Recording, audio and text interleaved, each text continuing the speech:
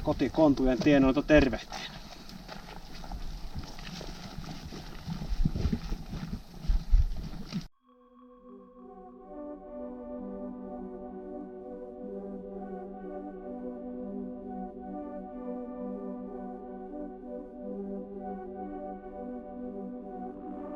Syyskuun jo kääntyessä ehtoopuolelle koitti lopulta se hetki, jota Kairojen kairamiehet olivat pitkään odottaneet. Viime talvesta saakka suunniteltu vaellus Vätsäriin oli alkamassa. Kaarti oli jälleen kerran hieman aikaisemmista poikkeava ja uutena kasvona ryhmässä oli Osku.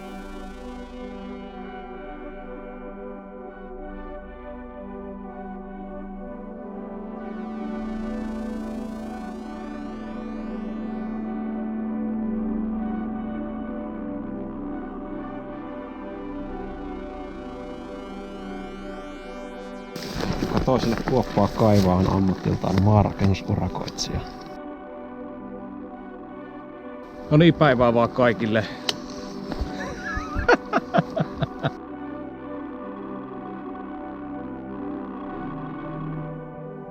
Retkikunnan tavoitteena oli kulkea jalan Näätämöstä Nellimiin 8 päivän aikana. Suoria viivoja vetäen matkan pituudeksi ei tulisi kuin noin 100 kilometriä. Mutta omat kokemukseni Vätsäristä vuosilta 2010 ja 2011 olivat osoittaneet, että jalkamiehen matka tässä kairassa ei aina ole helppokulkuinen tai suora. Reitin varrella tulisi olemaan 2 autiotupaa, Rajapää ja Piilala, joissa alustavan suunnitelman mukaan tultaisiin myös viettämään välipäivät. Reissu alkoi taas aikaisella herätyksellä ja reippaalla ajolla Ivaloon tuttavan tykö odottamaan seuraavaa päivää. Lähtöpäivän aamuna lähdettiin vielä tuoretavaraostoksille. Reissun meny oli jälleen kerran meidän tyylinen, joten eväsrintamalla tuskin tulisi näyttämään synkältä. Myös viihdeaspekti oli mietitty uudestaan. Ja tällä kertaa mukaan lähtisi akustinen kitara. Autot oli käyty jo viemässä edellisenä iltana Hannun Kotavaaran kupeeseen odottamaan viidakosta paluuta. Siirtyminen Ivalosta Näätämöön tapahtuisi tilataksella.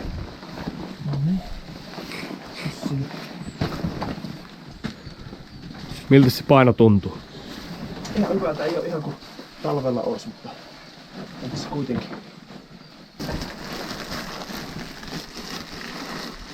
Tulee kyllä paljon ruokaa. Mutta ajattele sitä niin päin, ettei tule ainakaan nälkä. No syömäänhän tonne lähelle. Niin, siinä mennään suoraan sinne. Joo.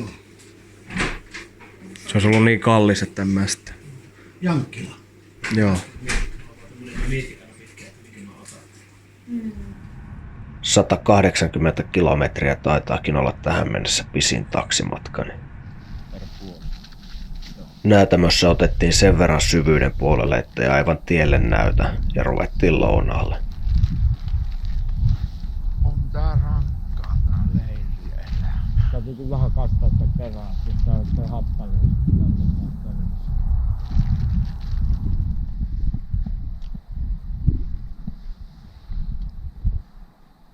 Edessä oli kuitenkin vain reilu 10 kilometrin taaperus Uutuajoelle, josta oli tarkoitus alkaa hakemaan ensimmäisen yön leiriä.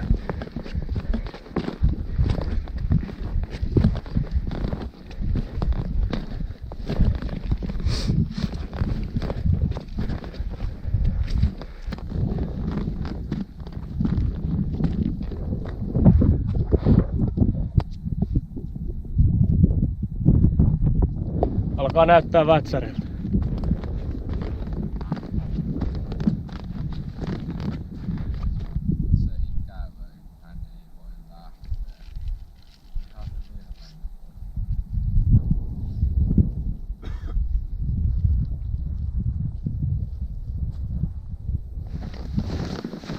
No niin, terve terve.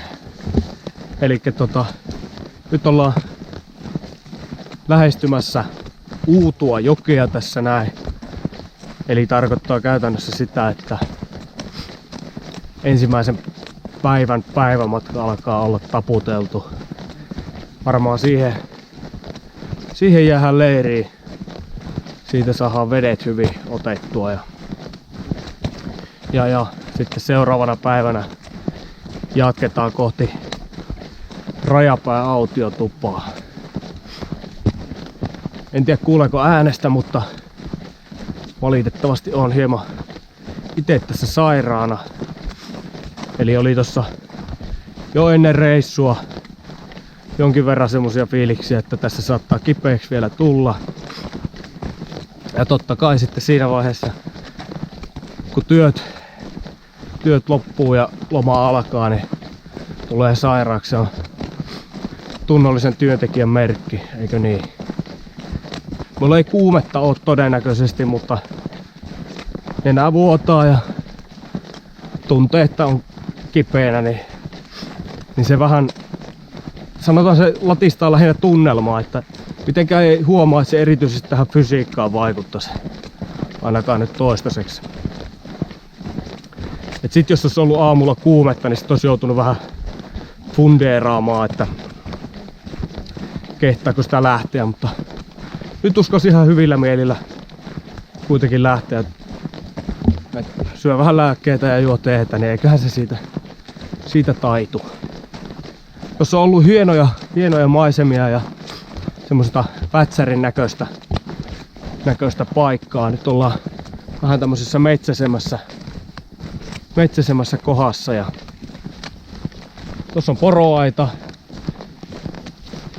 ja se miksi tuossa on tommonen platta, niin heti sen platan toisella puolella on Norja. Eli tässä on valtakunnan raja, mitä pitkin tullaan tällä hetkellä.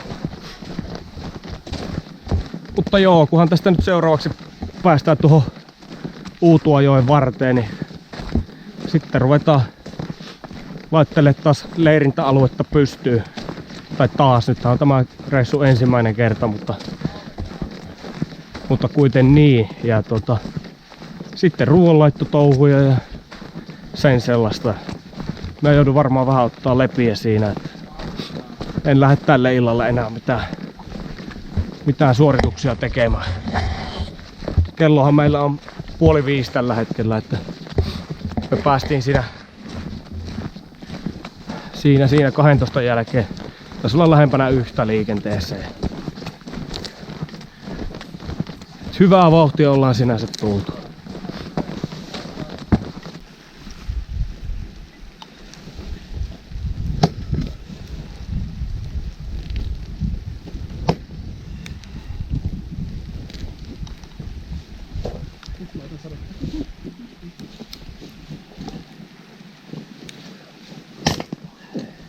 Jos te haluatte, niin meikäläinen voi byggaa tähän teille semmonen hirsimökki, niin päästä sitten lämmittelemään.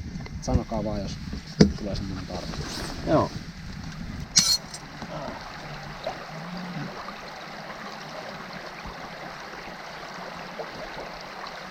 No niin, nyt tässä on saatu louteet pystyyn ja tuleet tehtyä ja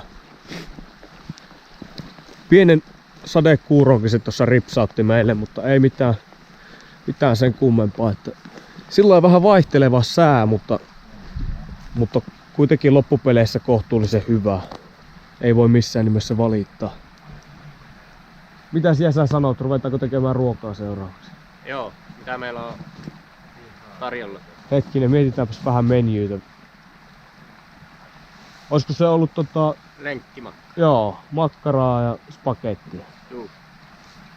Sillä lähdetään liikenteeseen.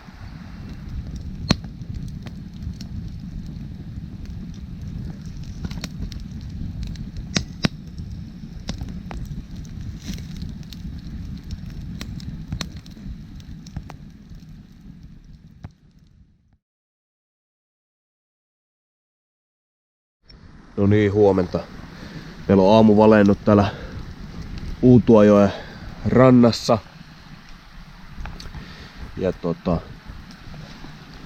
yöllä aika kylmä. Pakkasta on ollut jonkin verran.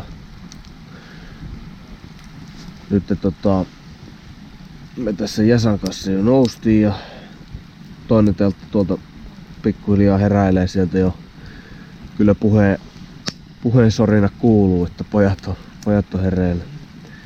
Seuraavaksi varmaan aamiaistouhuja ja sit laitetaan systeemit läjää, eli tivoli paaliin ja sen jälkeen lähdetään ylittämään johkaa. Tossa nyt ei vettä ole juurikaan tällä hetkellä, niin ei tarvi mitään sen ihmeellisempiä mietintöjä tässä harrastaa sen suhteen, että miten tuosta yli loikataan.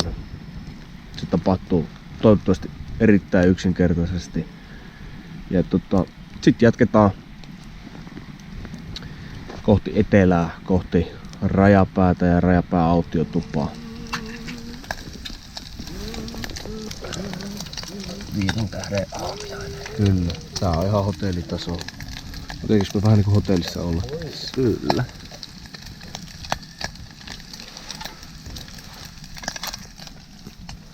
Pavut vähän sinne jäähylle ja Toistetaan. Pavut menee lämpimään. ei kun just näin, näinhän se on. Kato kun Janne on taas vähän aamuissa tässä.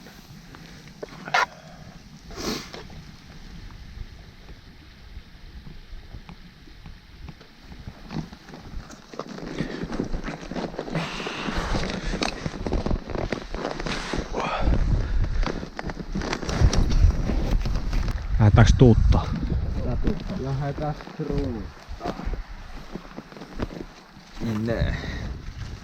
Eli lähdetään jälkimmäistä jokea pitkin.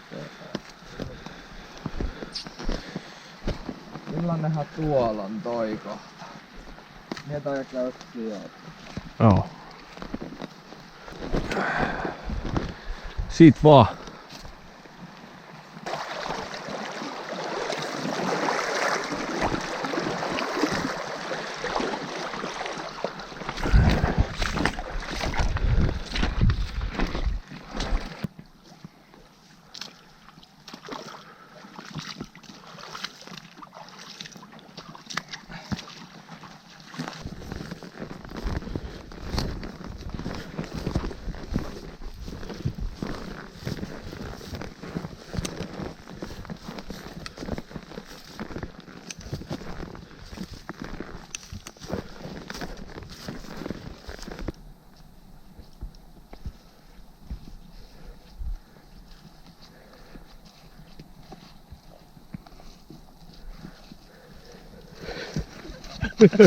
Ei voi mitään.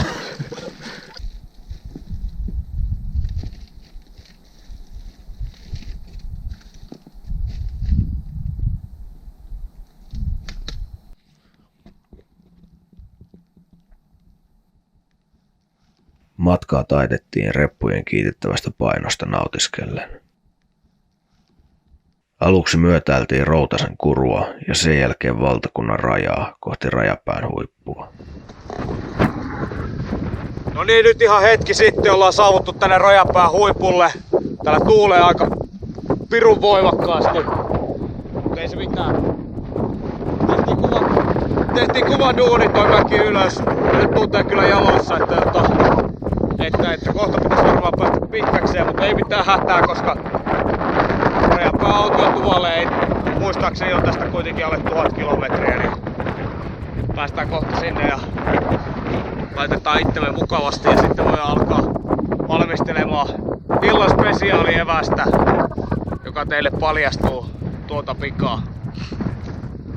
Tässä on tosiaan Rajapään rajapyykki ja aidan takana on Norja ja tuolla vähän pitemmällä näkyy sitten Venäjä ja Nikkelin sulattamon piiput. Siellä ne tupruttaa ja kovasti tekee pojat töitä sillä puolella.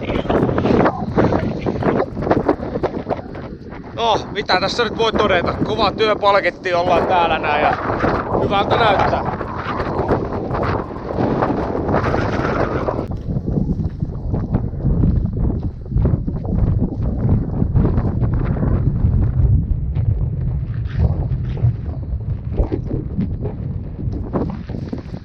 Okei, nyt ollaan laskeuduttu tuolta rajapäältä ja ollaan tässä lähestytään rajapää autiotupaa ihan, siis sanotaan muutama 10 metriä tässä meikäläisellä siihen ja päivä on ollut pitkä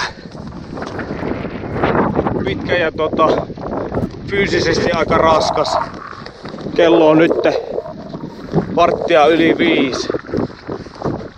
Moneltakohan me lähdettiin? Olisiko oltu 9:30 aikaa lähdössä sieltä Uutuajoen varresta?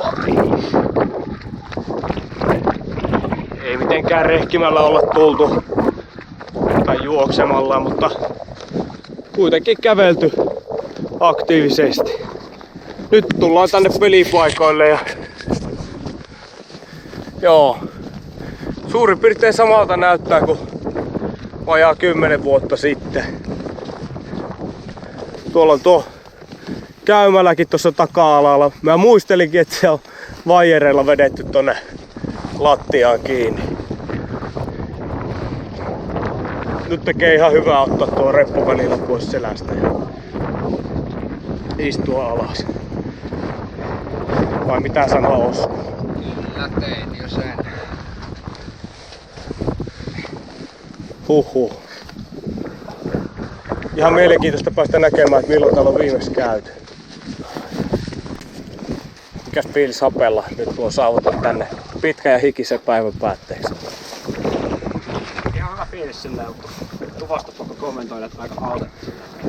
Siis tää on erittäin autenttinen ja sanotaan tää on 5 ukolle ehkä hiukan nafti, en muista sen tarkemmin. Kohtaan se selviää, kun tuohon sisään marssitaan.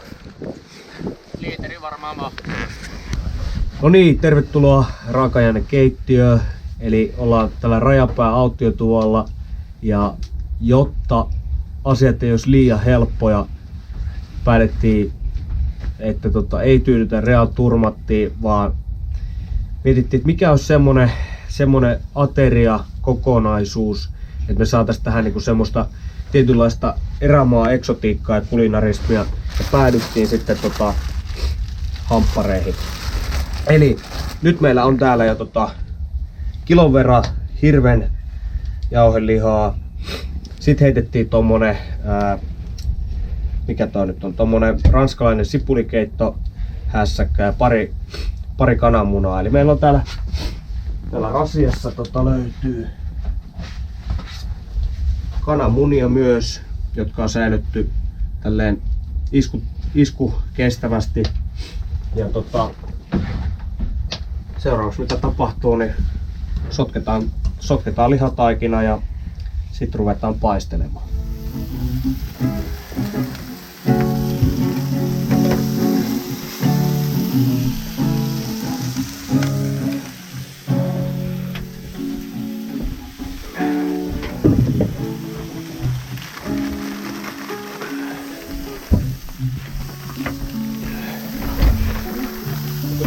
Täällä on meininki ihan niinku oikeassa keittiössä.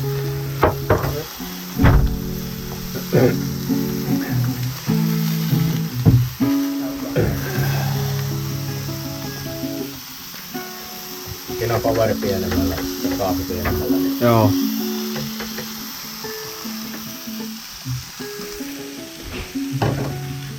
Tää rupee tuoret tarvikkeet valmistua.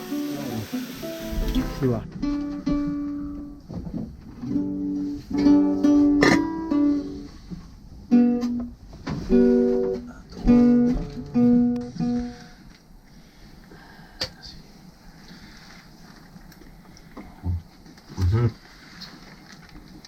Tää on helvetin hyvä.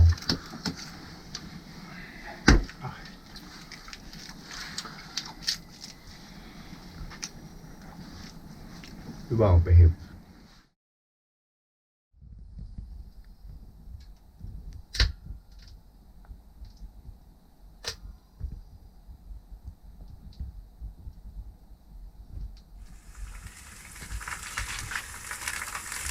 Välipäivää vietettiin rauhallisissa merkeissä. Osku, Peku ja Jäsä lähtivät koko päiväksi omille seikkailuilleen erämaahan ja me jätin Hapen kanssa päivystämään kojua. Tekaistiin brunssit ja analysoitiin syvällisyyksiä.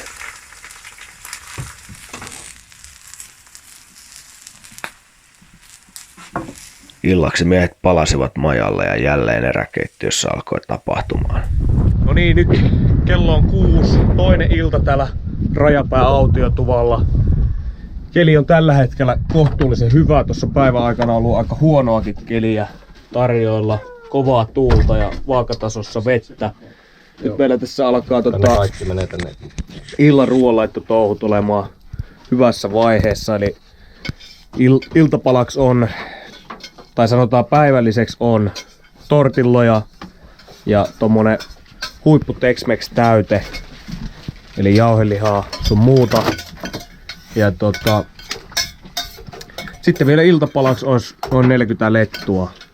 Eli meillä on tässä tänään tämmöiset syöntitalkoot sitten.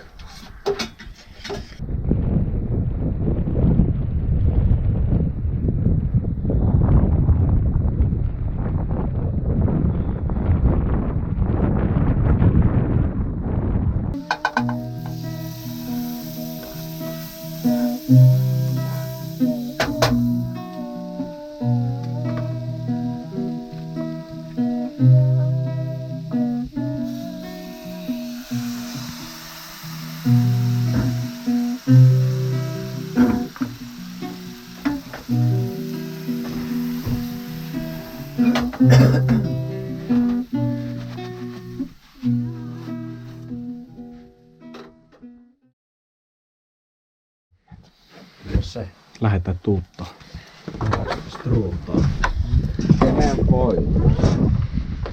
Hyvä kyssäri. Ja mietin sen paljon teijä tosta pois. Joo.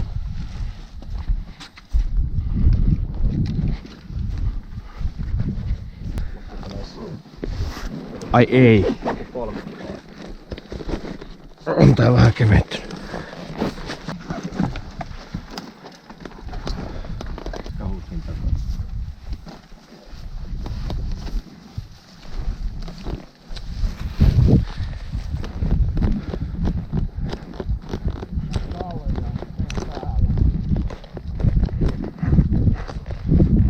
Päivän tavoitteena oli saavuttaa Surnupäiden tasa ja päästä alavammille maille. Päivän matka tulisi olemaan noin 20 kilometriä.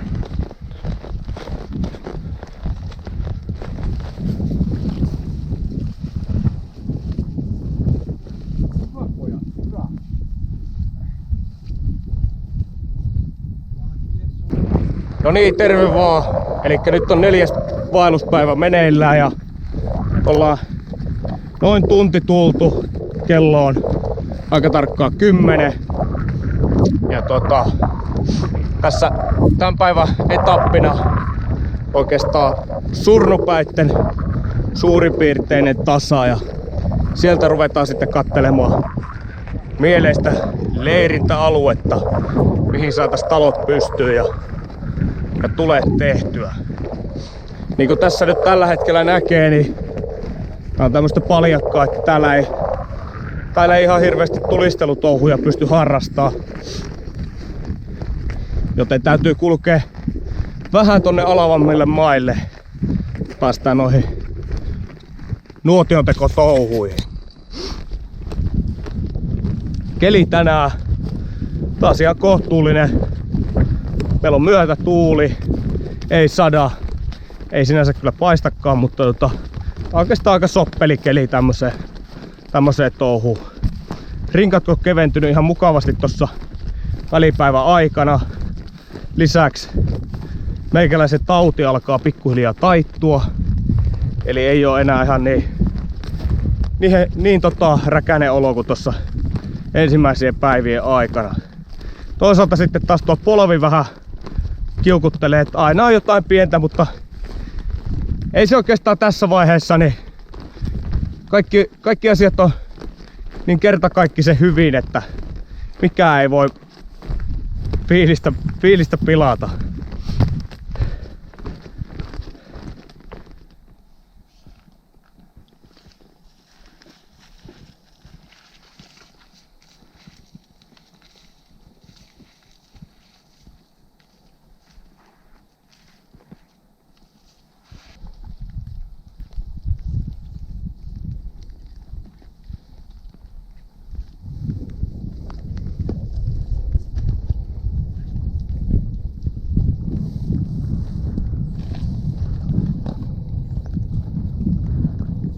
Apukassa oli se alkuperäisen suunnitelman mukainen missä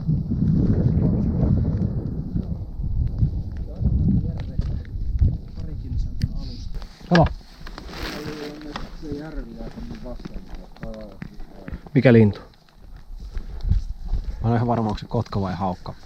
Mä sanoin, että se on pöllö.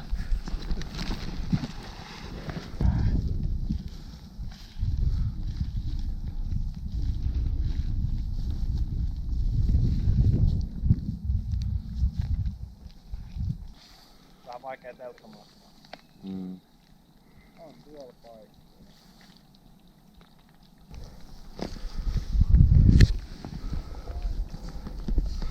Katso happe. Moi. Kato, moro! Mä säkin oot tollas täällä. Joo, tulin käymään. Ihan hienot maisemat. Ei voi valittaa. Missä päin matka? Lähdetään tonne etelään. Okei, mä oon ite mennessä pohjoiseen. Joo. Meillä on sit sama matka. No niin. No niin, hyvää iltaa vaan kaikille. Ei tullut ihan hirveästi juonettua tuota tilannetta tuolta Taipaleelta, oli nimittäin sen verran hapokas tuo siirtymä. Mutta on päästy nyt sen järven rantaan, minne suunniteltiinkin. Ja keli oli muuttunut hieman sateiseksi sitten tuossa Taipaleella. Ei se mitään. Laitettiin ruokahommat tulille tuossa rannalla. Vaihdeltiin vähän vaatteita ja huolettiin. Sen jälkeen ruvettiin sitten etsimään näille majoitteille paikkoja. Ei se ihan yksinkertaisin operaatio, nimittäin maasto on hyvin vätsärinen. Eli teltan paikkaa saa hieman hakea. Mutta nyt meillä on systeemit erittäin hyvin. Kello rupeaa lähestyä 10. Ja Janne totesi, että se on aika siirtyä teltalle ja luovuttaa tältä illalta. Muut jätkät on tuossa vielä vähän päivystämässä, mutta eiköhän tää nyt riitä meikäläiseltä tältä iltaa. Huomenna on sitten taas uutta siirtymää uuteen paikkaan ja katsotaan miten sitten taas jaksetaan. Tiukkoja päiviä kyllä. Kyllä mä vähän tossa kun tätä hommaa suunnittelin kotona karttojen ääressä, niin tiedostin kyllä, että jokseenkin rapeita siirtymiä tulee. Ottaa vielä huomioon sen, että meillä on semmoiset herkkueväät tuolla rinkassa, että kyllä sen selässä huomaa aina päivän päätteeksi, että on jotain kantanut. Mutta ei se mitään, mennään eteenpäin. Hyvää yötä.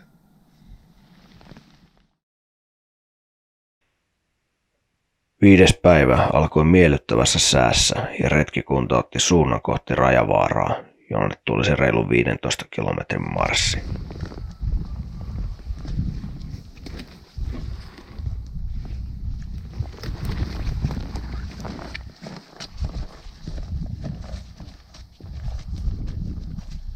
Samalla maasto alkoi käydä entistäkin kivikkoisemmaksi ja pientä kiertoa piti tehdä koko ajan.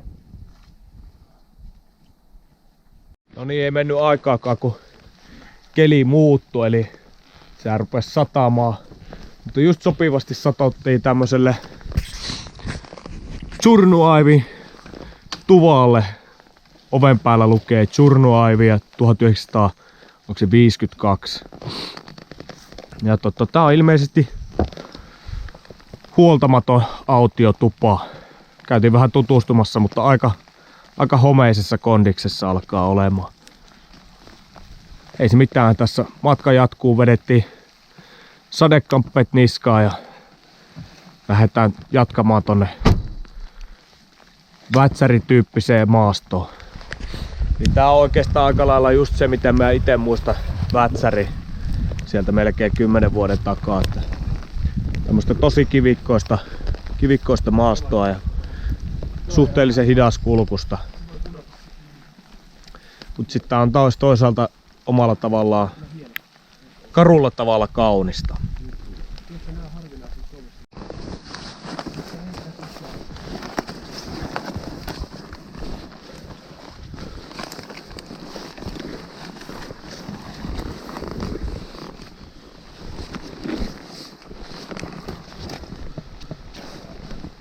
Matka taittui perunpellossa hyvin hitaasti ja vaivalloisesti.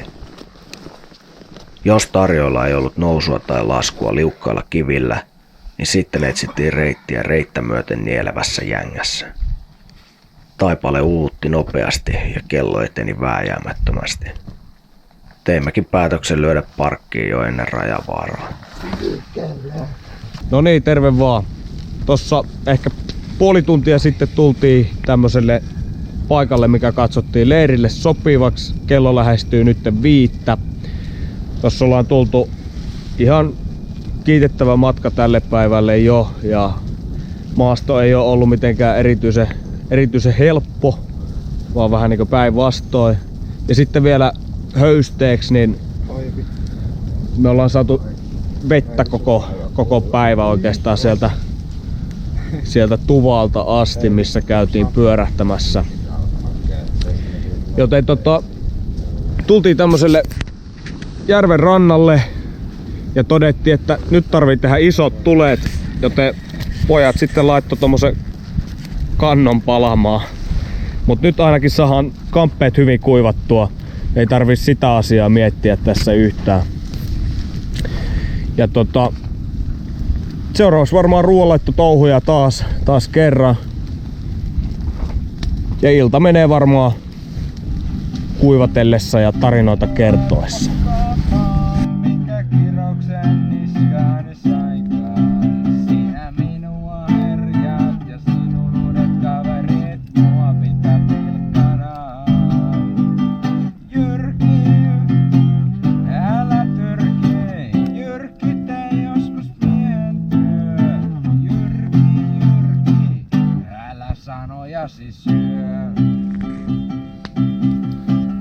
No niin, iltaa vaan.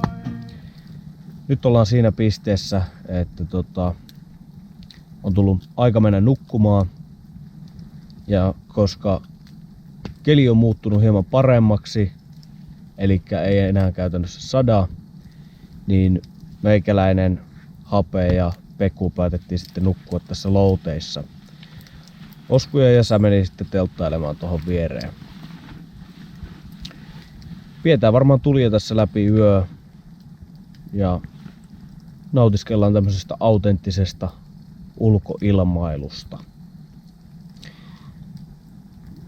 Ihan mukavasti mennyt tää ilta. Saatu syötyä taas massut täyteen ja vähän sukkia kuivateltu ja sen sellaista. Huollot sillä mallilla, että tästä taas huomenna passaa liikahtaa. Huomenna onkin sitten tiukempi runttaus tonne piilolla autiotuvalle, noin 20 km.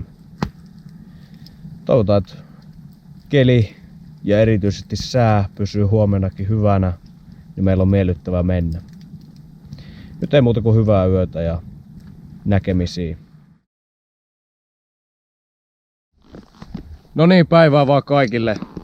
Kello rupeaa lähenee 11 ja just tossa tultiin tuo Rajavaara yli. Ja matka jatkuu soiton soidessa edelleen tätä aidanrakentajakansan tekemän aidan vierusta kohti etelää. Ja päivän tavoitteena tosiaan piilolla autiotupa. Tänään hieman parempi sää kuin eilen. Se ylentää mieltä. Lisäksi saatiin taas kevennettyä reppuja vähän syömällä niitä tyhjemmäksi. Niin että tässä on oikeastaan aika positiivinen fiilinki elämän ja tämän vaelluksen suhteen.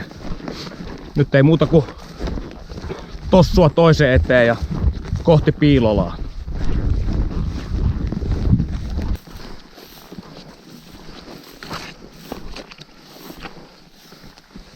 Mene eeltä.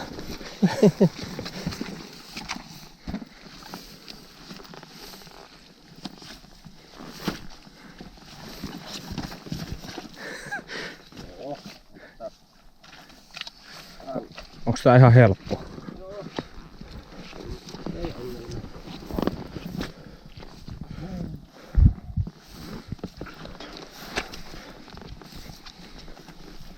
Pätsärin temppurata. Pitää saada Joo, tää on nimenomaan siitä flowsta kiinni. Siellä on float menossa. Ei helkka. Taas miehistölle tarjoltiin herkkua maaston vaihdellessa suoranaisesta louhikosta avosuohon ja takaisin. Tämä hidasti jälleen matkantekoa huomattavasti. Pakko sanoa, että jos mieli tekee Vätsärin vaellukselle, kannattaa fysiikka olla kohtuullisessa kunnossa, koska maasto ei tosiaan ole erityisen miellyttävä. Päivän matkana oli noin 20 kilometriä, mutta laahustaminen kävi hieman eilistä joutuisammin sään ollessa parempi.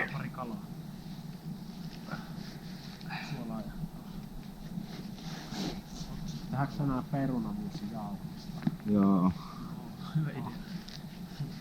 Sitten mie paistan vielä iltapalaksi lehtuun. Oitaas pekonissa? Joo.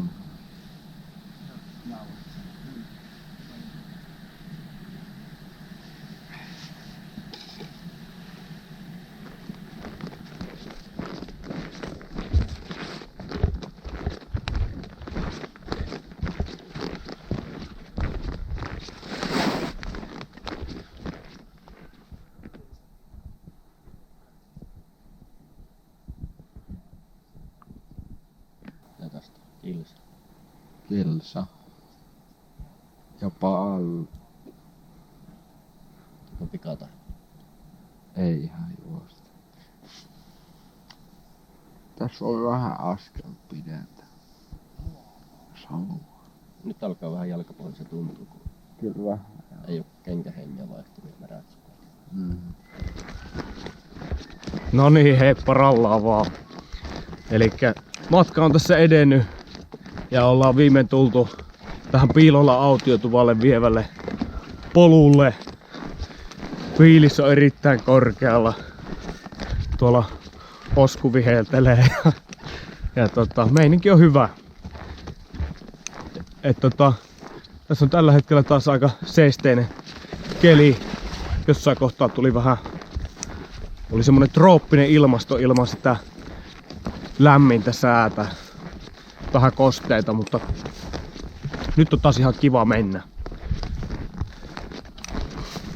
Tässä muutenkin tuntuu, että tänään on ollut ehkä vähän helpompi tulla. Et jotenkin me sanoisin, että ei ollut henkisesti niin raskasta, vaikka matka on ollut suurin piirtein sama. Johtuu ehkä osittain tuosta eilisestä sateista. Tai sitten jostain muusta, en tiedä. Mutta joka tapauksessa nyt on oikein hyvä viilinki ja kohta ollaan tuolla tuvalla. Sitten voidaan aloittaa taas huoltaminen ja katsotaan mitä herkkuja tällä kertaa reppusta löytyy.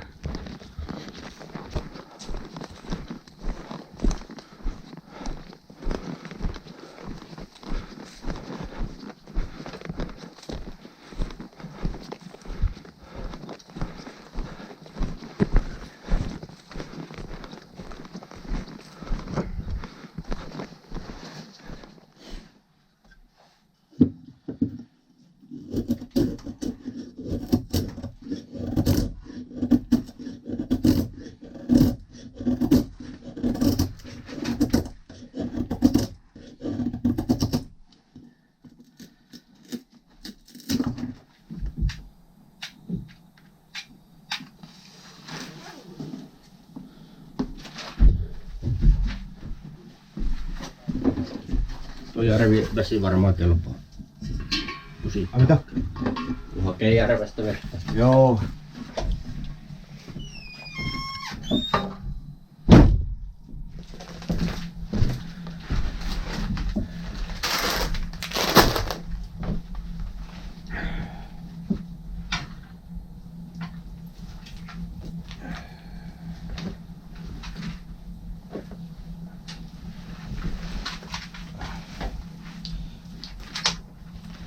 No niin.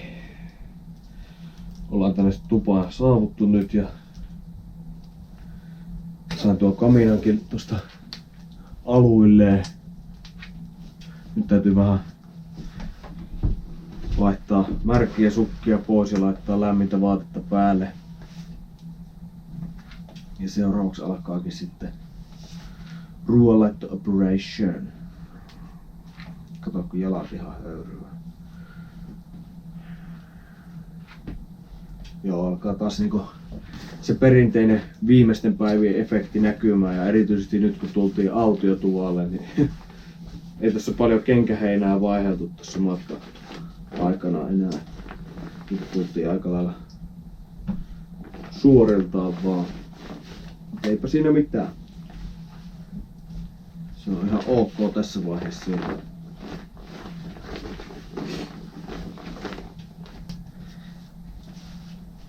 Joo, mitä tuossa vieraskirjaa vilkuiltiin, niin aika ahkeraan täällä ilmeisesti rampataan, mutta syntyi myös sellainen vaikutelma, että vähempi suomalaisia. Tuosta Norjan puoleltahan on ihan kätsy tulla tähän näin, mikäli nyt oikein ymmärsin noita karttoja, niin sieltä puolelta nyt ei ihan mahdotonta matkaa tänne sitten tuliskaan. Tää vaikuttaa muutenkin ihan asialliselta tää tupa, et ei oo sinänsä mikään ihme, jos täällä ihmiset viihtyy. Tää on ihan mukavalla paikalla myös. Mutta melkein täytyy nyt toivoa, että ettei tänne nyt juuri tällä kertaa sattuisi ketään, nimittäin ei tää nyt niin tilava kuitenkaan sit oo, että tänne ihan hirveästi enempää kuin me 5 mahutaan. Sitten totta kai jos tänne joku sattuu, niin sitten ollaan pihalla tossa noin tai lähdetään jo vähän menemään jonnekin päin tästä näin. Mutta ei murehita sitä vielä toistaiseksi. Nyt nautitaan tästä tuvasta, kun täällä ollaan, kuivatellaan vähän kamppeita ja vetää mahat killille eväitä taas.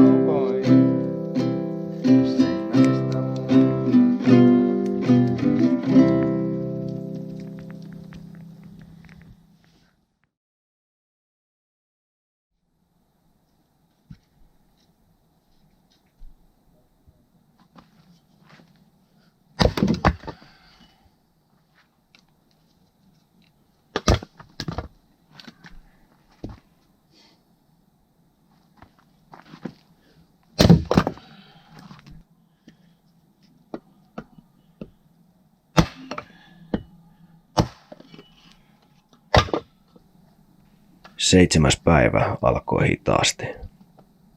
Se fakta, että vaellus alkoi olla ehtoopuolella, rupesi härmistymään itse kullekin säädylle. Huomenna siirryttäisiin autoille ja arki alkaisi. Mentaliteetti oli kuitenkin erittäin positiivinen. Nyt nautittaisiin vielä erämaasta.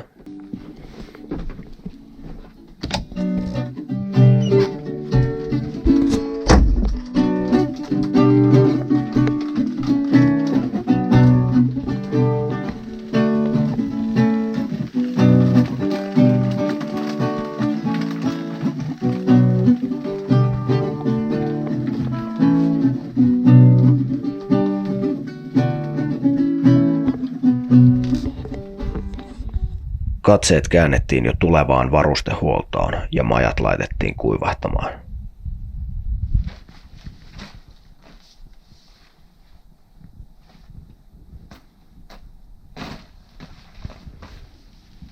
Kaikenlaista pientä puuhastelua riitti ja kävipähän vielä niin, että Peku kävi hakemassa Mato-ongella meille reissun ainoan kaadon.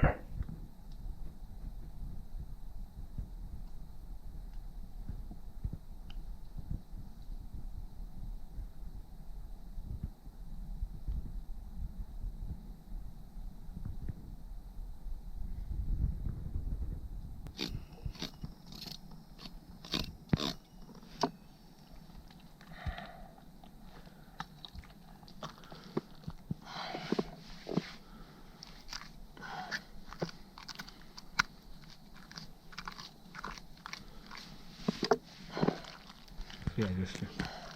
Tähän varten. Vaikka puhuttiinkin vain hauesta, oli silti suorastaan juhlallista päästä kalan makuun. Tällä kertaa ei ruvettu säätämään ylimääräistä, vaan pidettiin homma simppelinä. Laitettiin käärme sopaksi ja alettiin peijaiset.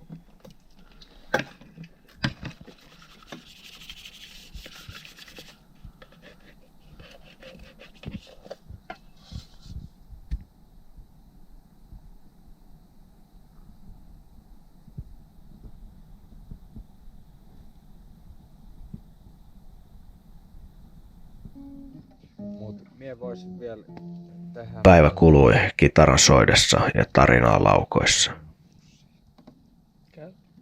Kaikki olivat äärimmäisen tyytyväisiä siihen, että oltiin jääty viettämään taukopäivää vielä ennen viimeistä siirtymää, vaikka se aamulla tuntui jokseenkin turhalta. Kuitenkin juuri tämä päivä tuntui tärkeältä ja retkikuntaa entisestäänkin lähentävältä. Ja jotta viimeinen ilta Kairassa ei olisi voinut saada täydellisempää kruunua, pääsimme todistamaan komeimpia revontulia, mitä kohdallemme on tähän mennessä sattunut.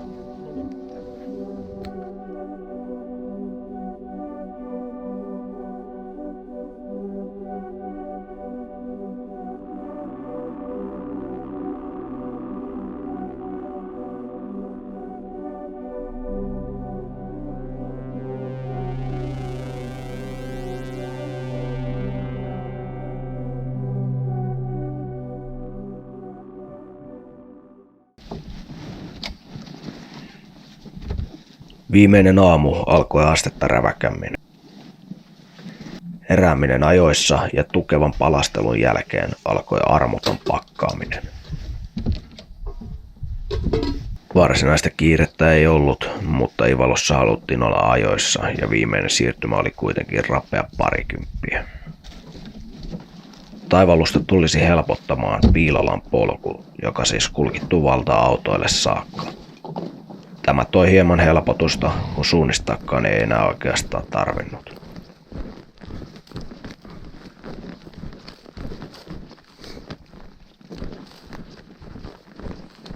Maastokin muuttui nyt metsäisemmäksi ja helppokulkuisemmaksi.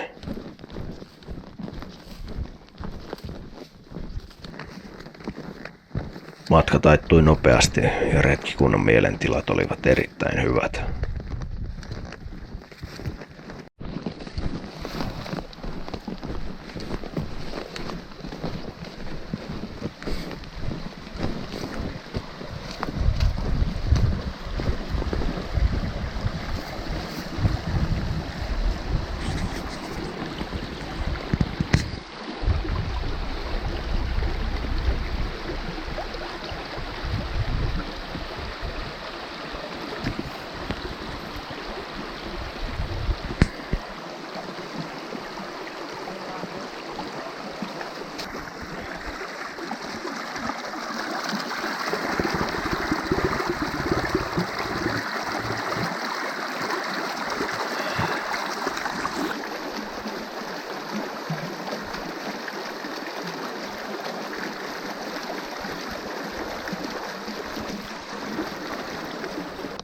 No niin, nyt tässä ollaan lähestymässä Piilolan polun loppupäätä, eli reissu alkaa olemaan finaalissa. Jos tästä pitäisi yhteenveto tehdä, niin on ollut jokseenkin fyysisesti vaativa vaellus, mutta sitten taas toisaalta niin henkisesti sitäkin palkitsevampi. Keliä on kohdattu monenlaista ja maastoa on kohdattu monenlaista. Hienoja kokemuksia. Ja täytyy kyllä sanoa, että toi viimeinen ilta ja tuo taukopäivä tossa noin, niin oli varsinainen kruunu tälle taivallukselle. Että jäi erittäin hyvä fiilinki. Mitä nyt tapahtuu, kun tuohon autoille päästään, niin lastataan kamppeet kyytiin, ajetaan tonne Ivalon kylilöille ja mennään meidän agentin luokse saunomaan ja nukkumaan ja syömään tutulla kaavalla ja huomenna aamuna sitten aikaisteen lähdetään puottelemaan kohti kotejamme. Autoille saapuessa oli olo entistäkin parempi. Vaikka erämaa ja hienot kokemukset olivat nyt takana, sydämessä tuntui hyvältä. Täällä on Janne, sulla viesti jo. Tuulilasista oli.